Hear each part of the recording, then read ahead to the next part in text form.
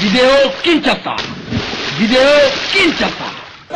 C'est un message au président de la République, son excellence Joseph Kabila Kabange, message ezali ya kokende na dialogue.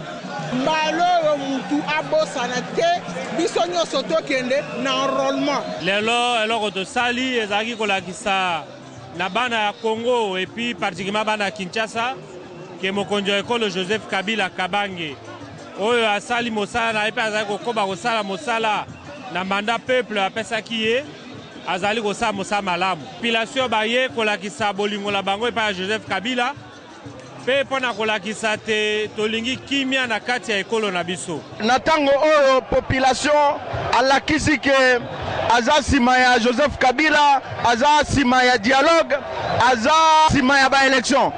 Yango tolobi ke mutu na mutu il faut amilengela ba élection, mais avant ça processus ezobandana na enrôlement. Mobilisation ezalaki na kati ya ba parti nyonso ya majorité présidentielle tomoni yango.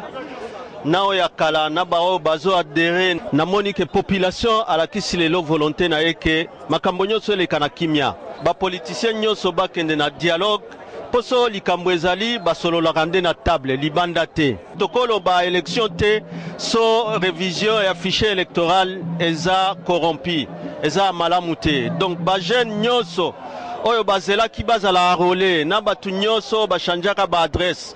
Tango yangoyo tosala enrôlement massivement parce que ba élection ezoya eza pona mutu nyonso. Dialogue pour les peuples congolais est une ouverture.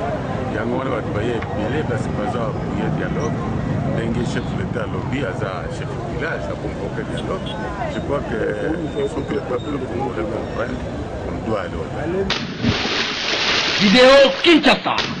Vidéo Kinshasa.